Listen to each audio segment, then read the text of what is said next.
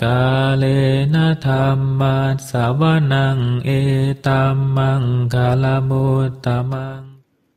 Part 4. Karma Pencipta Sesungguhnya oleh Dr. Mem Tinmon, BSc Hons, Yangon, MSc PhD USA, Mahasaddharma Jyotikadaja, Penasehat pada Kementerian Urusan Agama, Profesor di Universitas Misionaris Agama Buddha Theravada, Yangon. Penerbit Yayasan Hadayawatu, hanya untuk kalangan sendiri. Cetakan kedua, Februari 2011, revisi. Pembacaan kehidupan yang lebih tepat dari diagram astrologi. Baru setelah tahun 1923, di Dayton, Ohio, referensi pertama tentang reinkarnasi muncul dalam salah satu sesi pembacaan Edgar Cayce. Setelah diminta oleh seorang laki-laki untuk membacakan diagram astrologi, Cayce menyebutkan sepintas, lalu dalam keadaan tidak sadar, bahwa yang lebih penting dari dorongan pengaruh planet adalah dorongan, bakat, dan kemampuan yang datang pada orang itu dari kehidupan lampaunya di bumi. Dalam pembacaan kehidupan, ketika Cayce menggambarkan beberapa rincian inkarnasi lampau di bumi, tampak jelas bahwa hanya dipilih hal-hal yang paling berpengaruh terhadap kehidupan sekarang. Dia sering memberikan nama, tanggal, tempat, dan juga ciri dorongan bakat, kelemahan, dan kemampuan, dan kadang-kadang masalah-masalah fisik dan psikologis yang muncul sebagai hasil dari memori yang dibawa pada tingkat bawah sadar yang dalam dari kehidupan-kehidupan lampau. Pembacaan kehidupan pada Edgar Cayce sendiri mengungkapkan bahwa dia dulu adalah seorang pendeta tinggi di Mesir berabad-abad yang lampau yang mempunyai kekuatan gaib. Tetapi keinginan diri dan kenikmatan nafsu indera mendatangkan kehancurannya. Dalam inkarnasi selanjutnya di Persia, dia adalah seorang dokter. Suatu saat, dia terluka di gurun tempat terjadi perang dan ditinggal sendirian menunggu mati di atas pasir.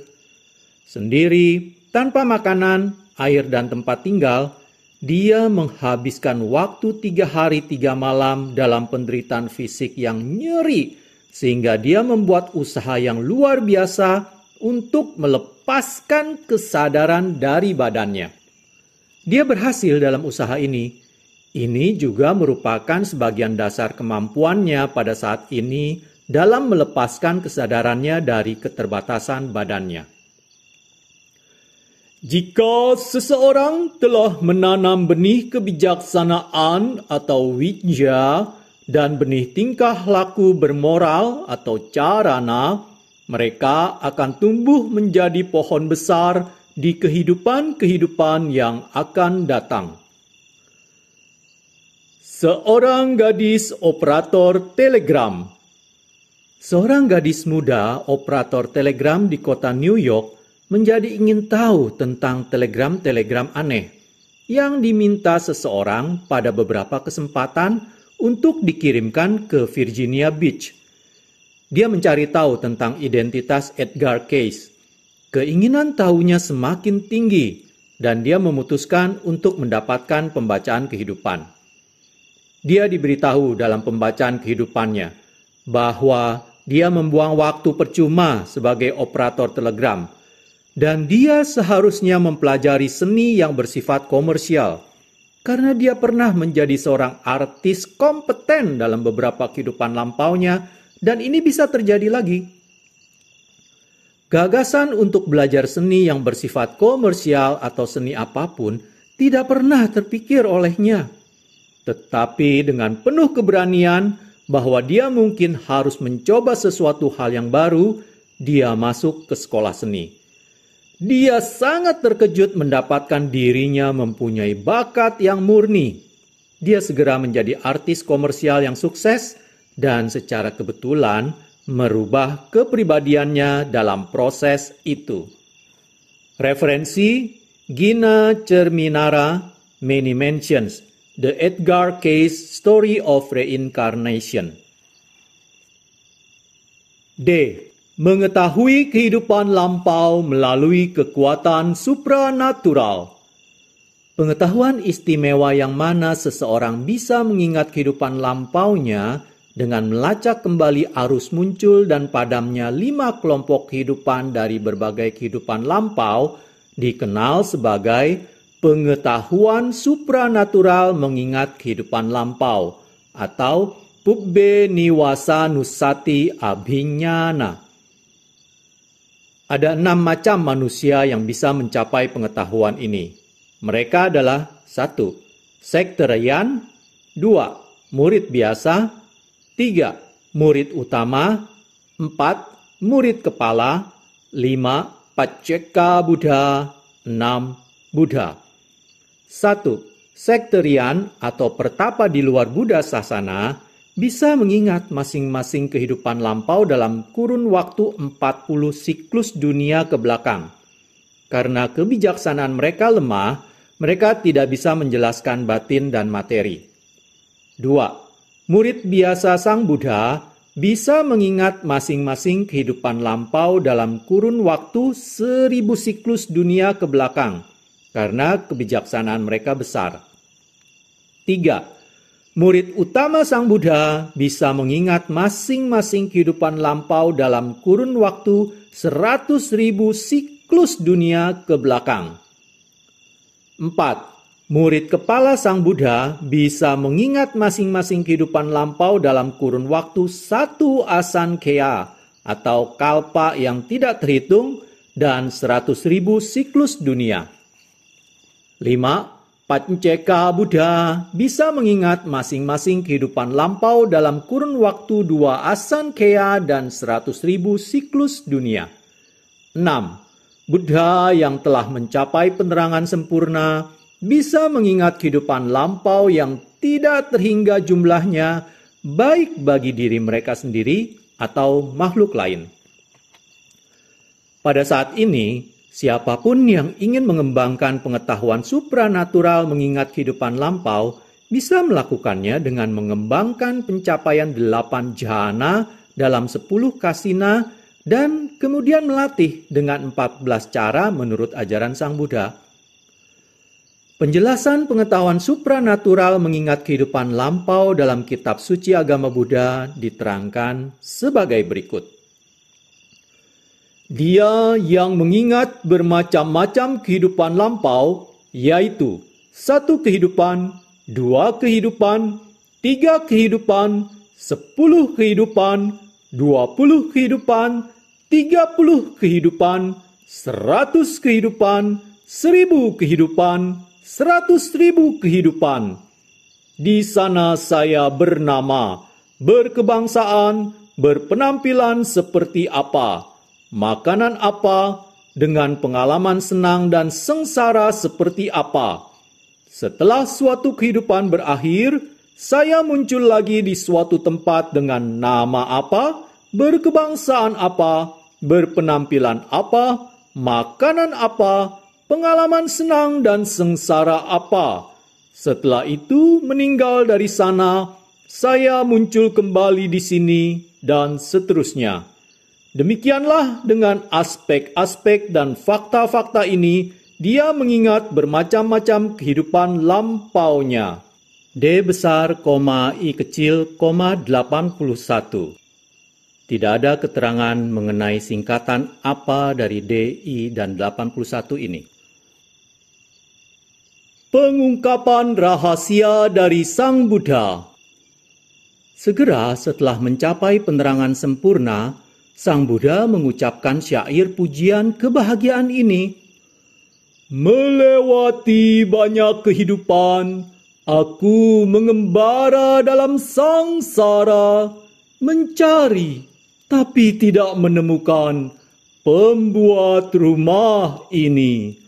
Kesengsaraan adalah dilahirkan lagi dan lagi. Oh pembuat rumah, engkau sudah terlihat. engkau tidak bisa membuat rumah lagi. Semua kerangkamu hancur, bubungan atapmu musnah. Pikiranku sudah mencapai keadaan tidak berkondisi, mencapai akhir dari kemelekatan. Dhammapada 153,154. Dalam syair pujian ini, rumah menunjuk pada jasmani dan batin. Pembuat rumah menunjuk pada kemelekatan atau tanha. Kerangka menunjuk pada kotoran batin, dan bubungan atap berarti kegelapan batin atau awijja. Sang Buddha menunjukkan bahwa kemelekatanlah yang menyebabkan kehidupan baru muncul dari satu kehidupan ke kehidupan berikutnya. Dan ketika kemelekatan itu dihancurkan secara total dengan jalan kebijaksanaan berangkap 4, maka tidak akan ada kebijaksanaan baru dan akibatnya tidak akan ada penderitaan lagi. Beberapa makhluk karena melakukan perbuatan tak bermoral, mereka dilahirkan kembali di alam-alam sengsara setelah meninggal. Beberapa makhluk karena melakukan bermacam-macam perbuatan baik, mereka memperoleh kehidupan baru di alam-alam berbahagia setelah meninggal. Sang Buddha menjelaskan masalah ini dengan jelas dalam banyak ceramahnya. Pada suatu waktu, Sang Buddha ditemani banyak bhikkhu, melakukan perjalanan dari kota Sawathi ke kota Saketa, dan bermalam di sebuah hutan yang disebut hutan Anjana. Keesokan hari, Sang Buddha dan para bhikkhu memasuki kota Saketa untuk melakukan pindapata. Di pintu gerbang kota, Sang Buddha bertemu dengan seorang Brahmana yang kaya dari Saketa. Melihat Sang Buddha, Brahmana ini dengan senang hati berbahagia mendekati Sang Buddha seakan-akan melihat anaknya yang lama hilang dengan mengatakan, "Oh, anakku, aku sudah lama sekali tidak melihatmu." Sang Buddha memberitahu para bhikkhu untuk membiarkan Brahmana itu melakukan apa saja yang diinginkannya.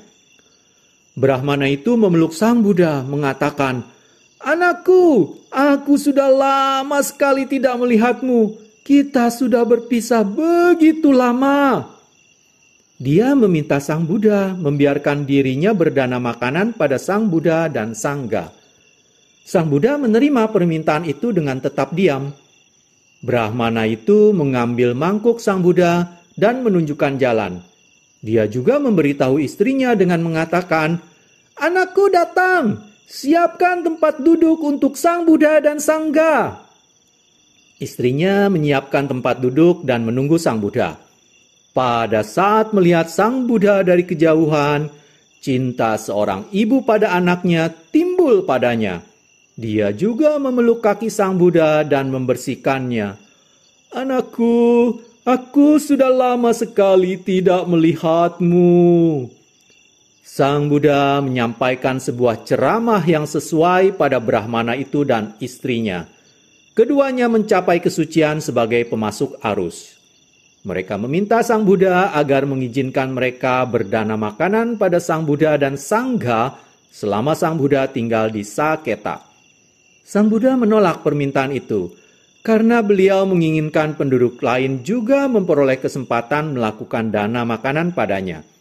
Tetapi beliau menerima permintaan Brahmana itu untuk makan di rumahnya setelah pergi berpindapata dan menyampaikan ceramah setiap hari. Sejak hari itu, penduduk Saketa memanggil Brahmana itu ayah Sang Buddha dan istrinya ibu Sang Buddha. Yang mulia Ananda bertanya pada Sang Buddha, mengapa orang memanggil Brahmana dan istrinya begitu? Dan mengapa Brahmana itu dan istrinya mengatakan bahwa mereka adalah ayah dan ibu Sang Buddha? "Ananda, Brahmana dan istrinya ini menjadi orang tuaku sebanyak 500 kehidupan secara berturut-turut.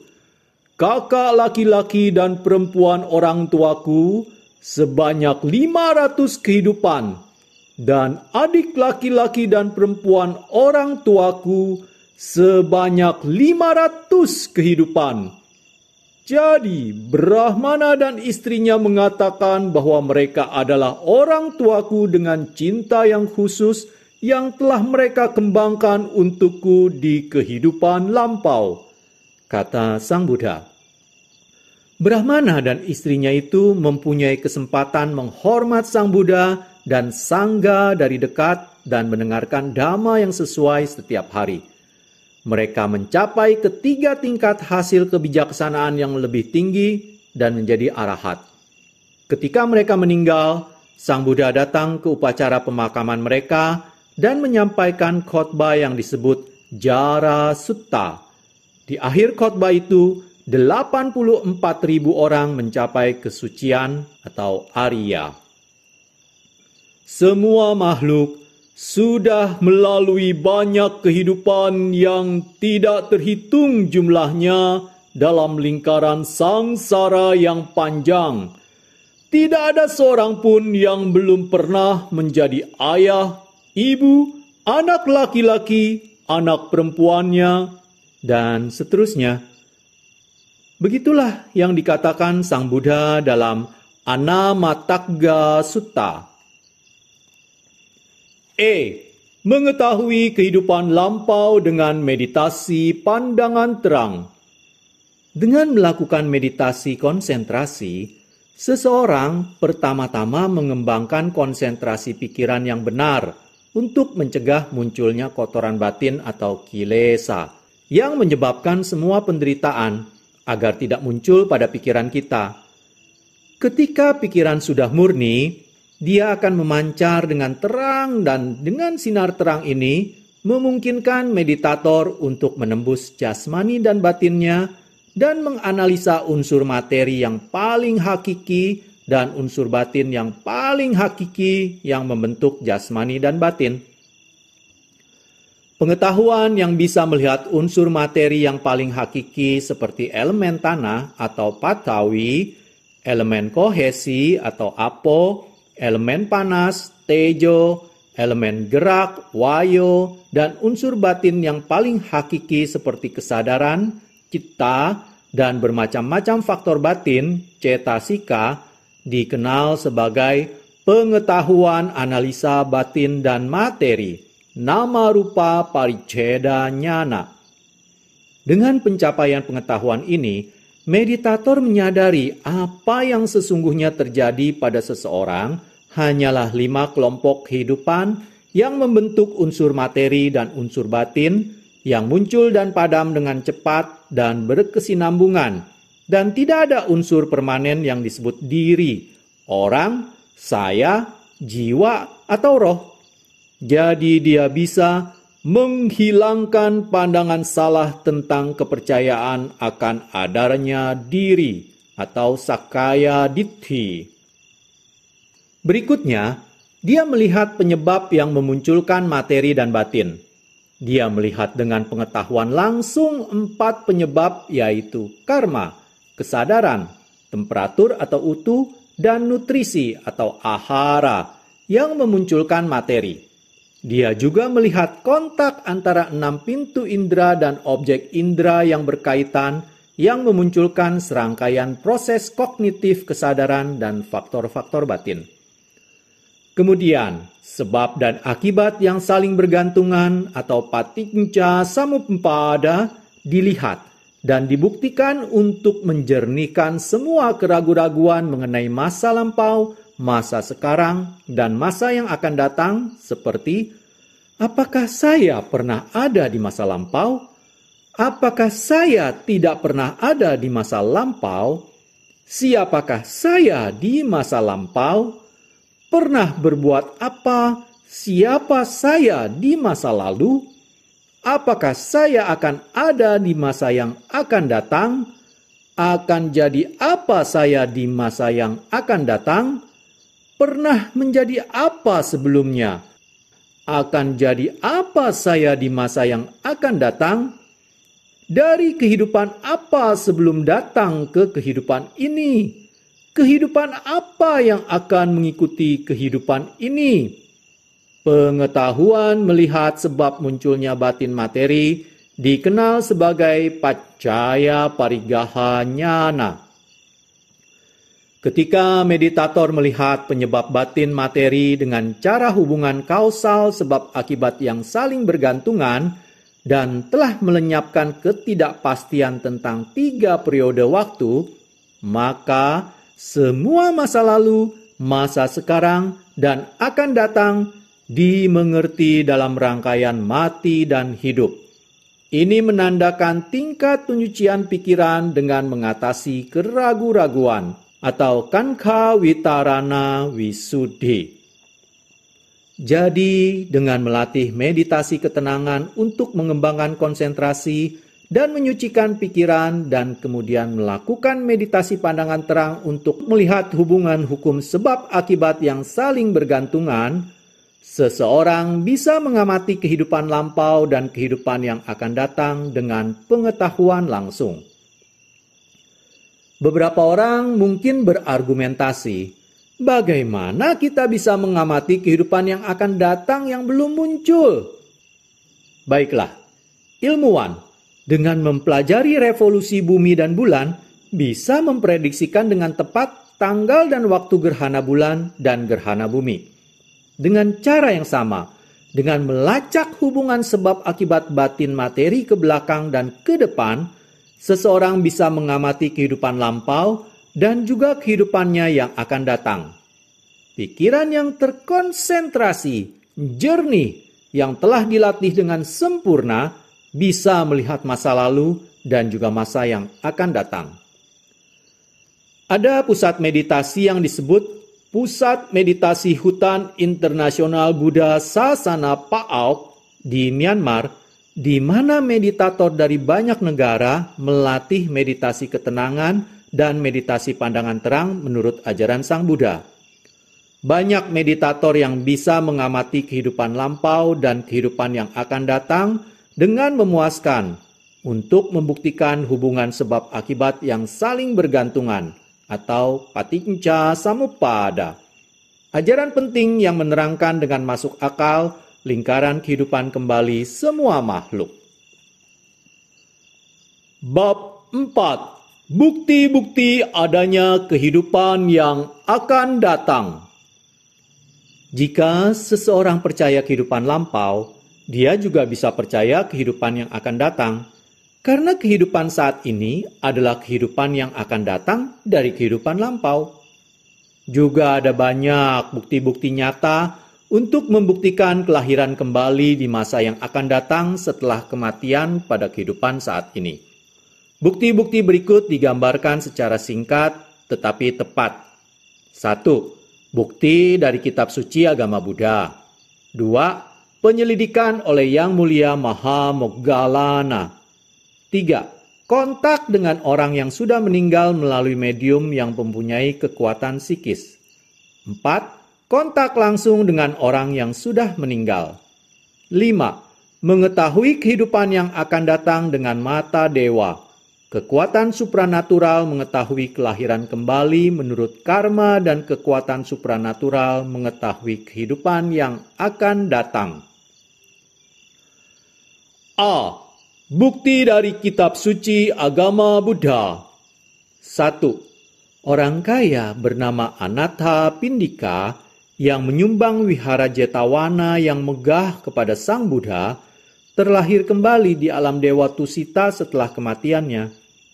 Sesosok dewa datang ke Jetawana pada tengah malam, menerangi seluruh wihara, bersujud dengan hormat kepada Sang Buddha dan mengatakan, "Jetawana sudah menjadi tempat tinggal tetap Sang Buddha dan Sangha. Saya sangat gembira, Yang Mulia." Sang Buddha menceritakan kejadian ini kepada para bhikkhu. 2. Ketika Sang Buddha tinggal di wihara Jetawana, seorang Brahmana kaya yang kikir, Adinna Pubbaka, tidak memanggil dokter untuk menyembuhkan anak laki-lakinya, Mata Kundali, yang menderita sakit kuning dan pencernaan.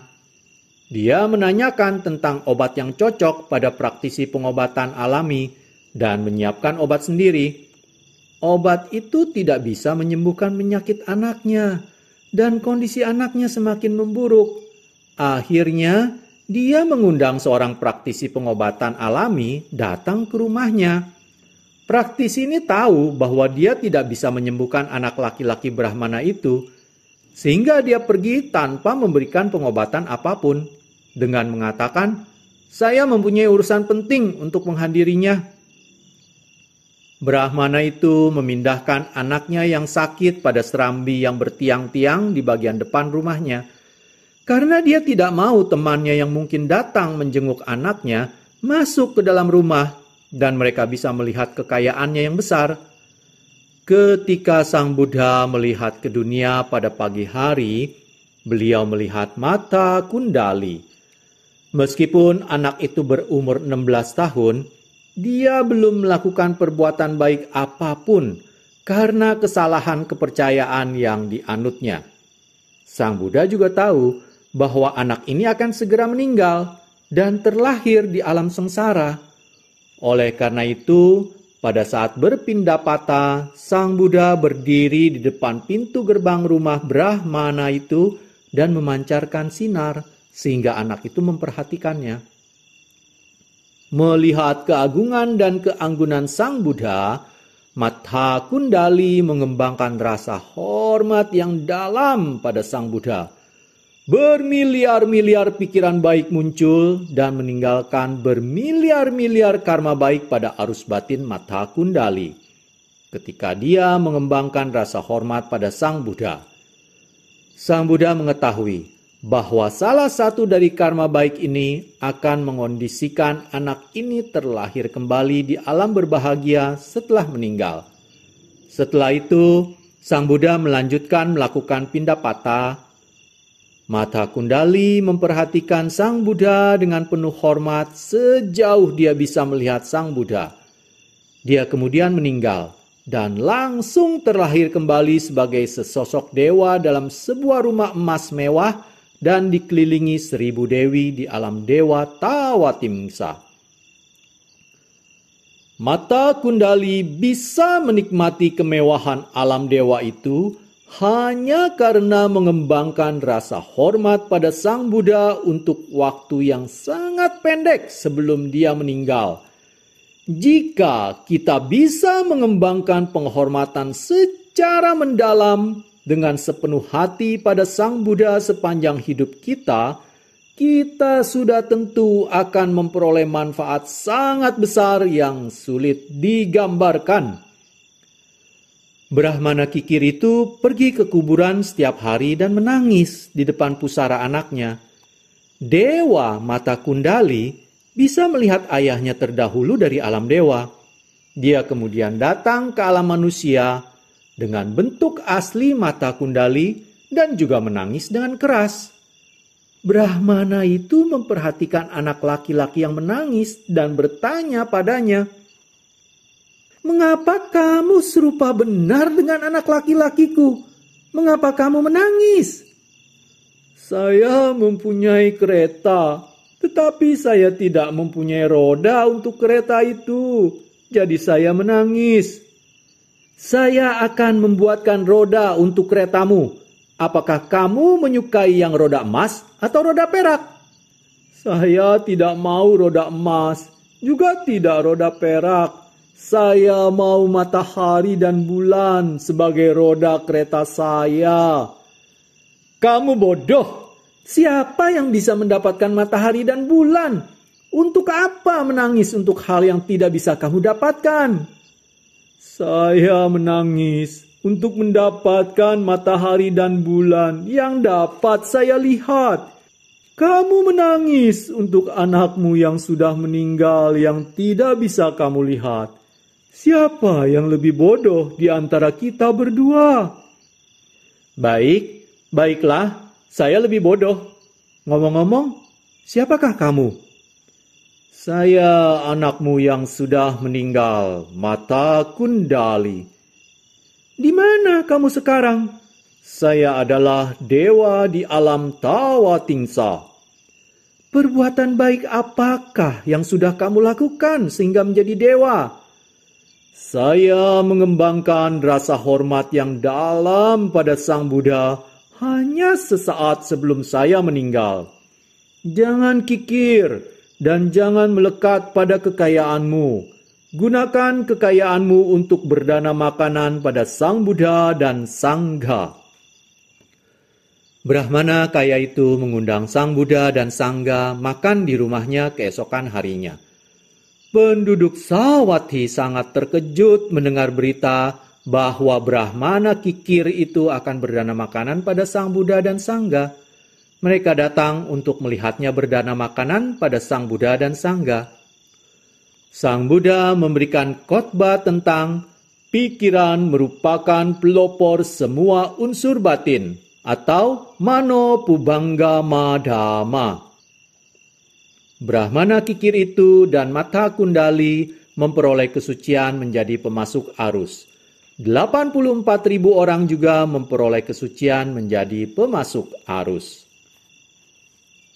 3. Suatu waktu, Sang Buddha menyampaikan khotbah pada malam hari dekat Danau Gaggara di negeri Campa. Seekor katak kecil muncul dari dalam danau dan mendengarkan suara Dhamma dengan gembira dan rasa hormat. Pada saat itu, seorang penggembala kerbau lewat di tempat di mana katak itu berada di belakang pendengar, dan tanpa sengaja dia menekan tongkatnya pada katak itu. Katak itu mati dan langsung terlahir kembali sebagai dewa dengan rumah emas mewah dan banyak pelayan di alam dewa Tawatingsa. Dalam perenungannya, dewa itu mengetahui bahwa perbuatan baiknya mendengarkan Dhamma dengan hormat pada saat dia menjadi seekor katak telah membuahkan hasil terlahir di alam dewa. Sehingga dia segera turun ke alam manusia dan memberi hormat pada Sang Buddha. Sang Buddha mengetahui siapa dia sebelumnya, tetapi agar membuat pendengar tahu, dia bertanya kepada dewa itu, "Siapakah kamu?" "Saya adalah katak kecil dari danau ini. Ketika sedang mendengarkan suara Anda dengan hormat, saya terbunuh dan terlahir kembali sebagai dewa." Sang Buddha menanyakan pertanyaan itu sebanyak 3 kali, dan dewa itu memberi jawaban yang sama sebanyak 3 kali. Pendengar sangat senang mengetahui manfaat langsung mendengarkan khotbah Sang Buddha. Sang Buddha melanjutkan khotbahnya dengan terperinci. 84.000 orang memperoleh kesucian dan terbebas dari penderitaan. Dewa itu juga menjadi pemasuk arus. 4. Seorang Brahmana bernama Todeya tinggal dekat wihara Jetawana. Meskipun dia multi-jutawan, dia tak pernah menyumbang bahkan 1 sen karena dia memegang kepercayaan yang salah. Ketika dia meninggal, dia menjadi seekor anjing di rumahnya yang dia lekati. Anjing ini bisa mengingat kehidupan lampaunya, sehingga dia mengikuti bekas anaknya, seorang anak laki-laki bernama Subha, kemana dia pergi. Subha sangat menyukai anjing itu, memberi makan dengan baik, dan membiarkannya tidur di ranjang. Sang Buddha mengetahui tentang anjing ini, sehingga beliau dengan sengaja berjalan melewati depan rumah Subha untuk berpindah patah. Anjing itu menggonggong padanya, dan beliau berhenti, mengatakan, "Oh Todeya, kamu tidak menghormat padaku ketika kamu seorang manusia, dan sekarang kamu menggonggong padaku ketika kamu menjadi anjing." Anjing itu sangat sedih mendengar pernyataan Sang Buddha. Dia malu mengetahui bahwa Sang Buddha mengetahui kehidupannya. Karena marah besar, dia berbaring pada tumpukan debu. Melihat anjingnya berbaring di atas debu, Subha menanyakan pada orang rumah apa yang terjadi pada anjingnya. "Ya Tuan, Biku Gotama memanggil anjing itu Todeya," pembantunya menjawab. "Biku Gotama menuduh ayahku menjadi anjing setelah kematiannya. Saya tidak bisa membiarkan hinaan ini. Saya harus meminta penjelasan masalah ini padanya." Subha dengan marah pergi ke wihara Jetawana. Sang Buddha mengetahui kedatangannya dan menunggunya.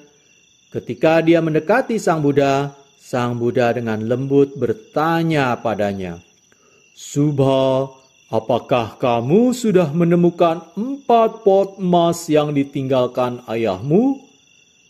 Meskipun Subha mendapatkan semua uang yang ditinggalkan ayahnya, dia masih belum menemukan 4 pot emas itu. Dia sedang mencarinya, dan Sang Buddha mengetahui masalah ini. Ketika Sang Buddha bertanya padanya tentang barang yang paling dia inginkan, marahnya langsung mereda, dan dia menjawab, "Belum, saya masih belum menemukannya." "Kalau kamu ingin mendapatkan pot emas itu, pulanglah dan beri makan anjingmu dengan makanan yang baik hingga kenyang. Ketika dia mengantuk, kamu tepuk tubuh belakangnya dengan tanganmu dan tanyakan, 'Ayah, di mana kamu mengubur pot emas itu?' Kamu akan mendapatkan jawabannya." Subha pulang dengan senang hati. Dia memberi makan anjingnya hingga kenyang. Ketika anjing itu mengantuk, dia menepuk tubuh belakangnya dan bertanya, "Ayah, di mana kamu mengubur pot emas itu?" Lihat, orang tidak ragu-ragu memanggil anjingnya ayah untuk mendapatkan pot emas. Anjing Subha sangat senang karena bekas anaknya memanggilnya ayah. Dia langsung melompat dan berlari ke tempat di mana pot emas itu dikubur. Setelah menggali di tempat itu, Subha mendapatkan pot emas itu. Dia berterima kasih pada Sang Buddha dan menjadi pengikut Sang Buddha. 5. Bhikkhu Tissa meninggal di wihara Jetawana dengan kemelekatan pada jubah baru yang didanakan saudara perempuannya. Dia menjadi kutu di jubah itu. Ketika teman-temannya membagi-bagi jubah dan barang lain, kutu itu berteriak, "Saya tidak akan memberikan jubah saya." Sang Buddha mendengar teriakan kutu itu dari kamar beliau yang wangi. Beliau memberitahu para biku untuk menunggu 7 hari sebelum membagi-bagi barang-barang Tissa. Setelah 7 hari, kutu itu mati dan terlahir di alam yang baru. Baiklah, saya akhiri dulu pembacaan bab 4 sampai di sini. Pada part selanjutnya, saya akan lanjutkan pembacaan bab 4 dengan membacakan bagian B, penyelidikan oleh Yang Mulia Maha Moggallana. Terima kasih. Kalena dhammat savanang etammang kalamuttamang